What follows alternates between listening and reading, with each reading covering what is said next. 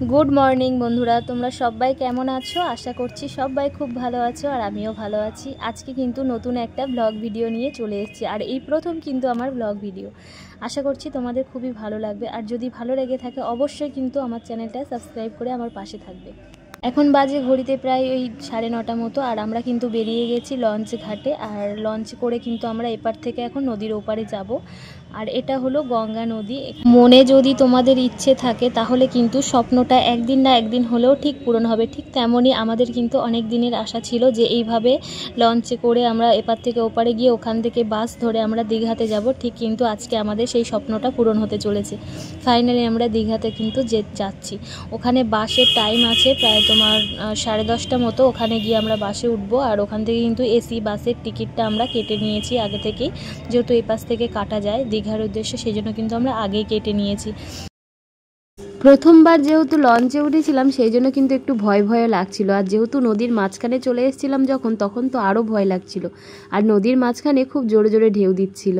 আর দেখো চারপাশটা কত সুন্দর, আকাশটা এমনভাবে ঢেকে রয়েছে যেন মনে হচ্ছে আমরা একটু পরেই কিন্তু ওই মেঘের মধ্যে চলে যাব। আর চারপাশে জাহাজগুলো, ছোট ছোট জাহাজগুলো দেখতে খুবই ভালো লাগছিল। আমরা কিন্তু একটা বড় জাহাজের পুরো গায়ের কাছ থেকেই গিয়েছিলাম।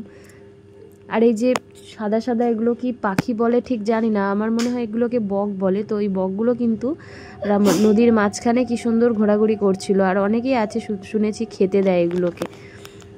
আজকে কিন্তু যেহেতু সকাল সকাল বেরিয়েছি সেই জন্য কিন্তু লঞ্চটা প্রচুর ফাঁকা। অন্য সময় কিন্তু দেখায় যায় লঞ্চগুলো প্রচুর ভিড় হয়। আর এই যে এই জাহাজটার একদম কাছ থেকেই কিন্তু আমরা যাচ্ছি, অনেক বড় জাহাজটা, তাই তোমাদেরকেও কিন্তু একটু দেখিয়ে দিলাম। জাহাজ যখন যায় তখন কিন্তু ভীষণ জোরে জোরে ঢেউ দেয়। জানি না এই জাহাজের মধ্যে কি আছে, তবে লোকজন কিন্তু বেশি ছিল না। দেখো জাহাজটা যাচ্ছে আর নদীর জলের কালারটা কেমন হয়ে যাচ্ছে, আর কিন্তু ঢেউ খুব জোরে জোরে দিচ্ছিল।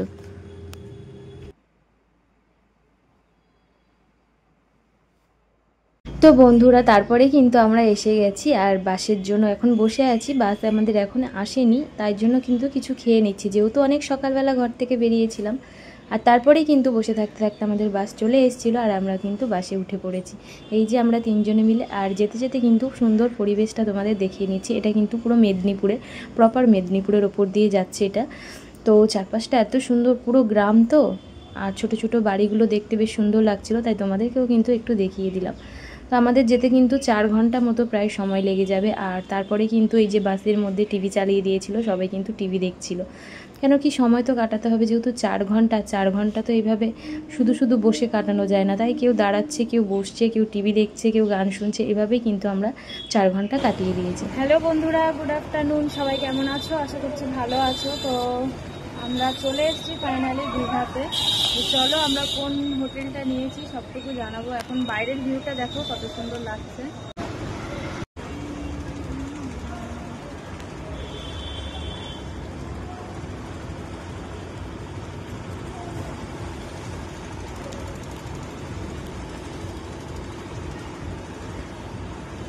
হ্যালো বন্ধুরা, গুড আফটারনুন, সবাই কেমন আছো? আশা করছি সবাই ভালো আছো, আমিও খুব ভালো আছি। তো আমরা এখন দীঘাতে এসে পৌঁছে গেছি, হোটেলে এসেছি। আর হোটেলে আসার পরে এখন বাইরে যাব খেতে। তো সবটুকু তোমাদের সঙ্গে শেয়ার করবো। তাকাও।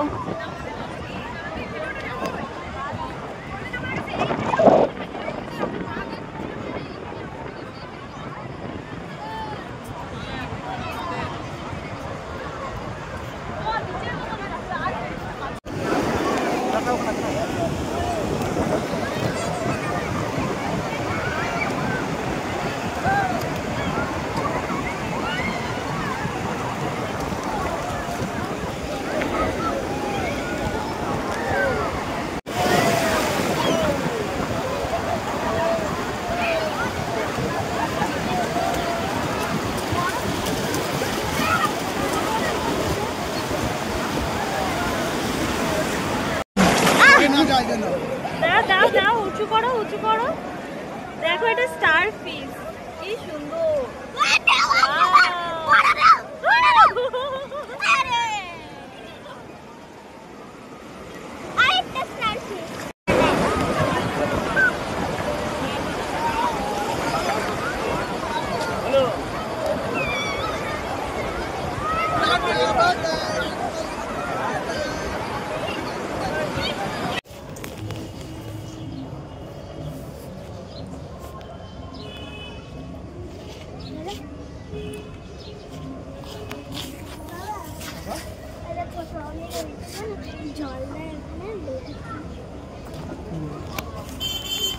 ভালো লাগছে।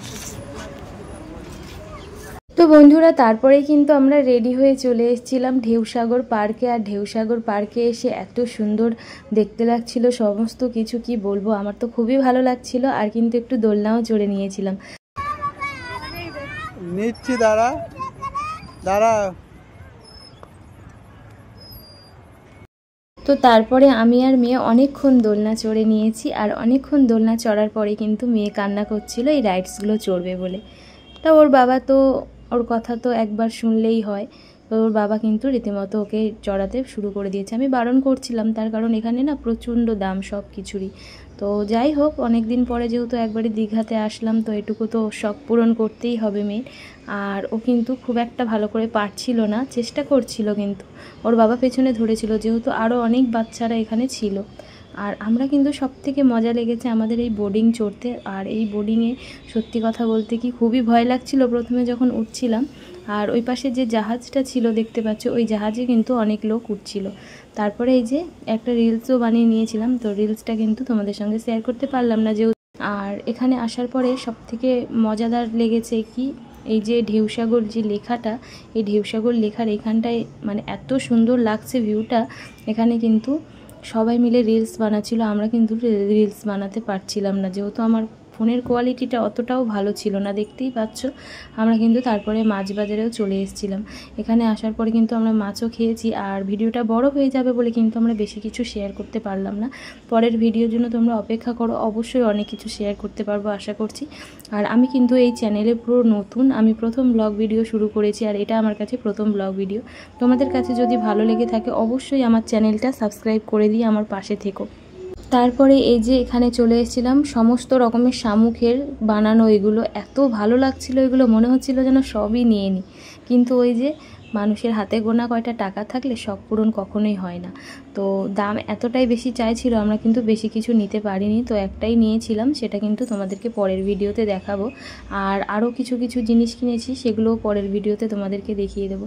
আজকে ভিডিওটা কেমন লাগলো অবশ্যই কিন্তু তোমরা কমেন্ট করে জানিও। তোমাদের একটা কমেন্ট কিন্তু আমাকে আরও ভিডিও দিতে উৎসাহ দেবে। আর আশা করছি এরপরে আরও ভালো ভালো ভিডিও আনবো, যেহেতু আমি এখন নতুন, সেই জন্য কিন্তু সেরকমভাবে ভিডিও বানাতে পারছি না। তো চলো আজকের মতো টাটা।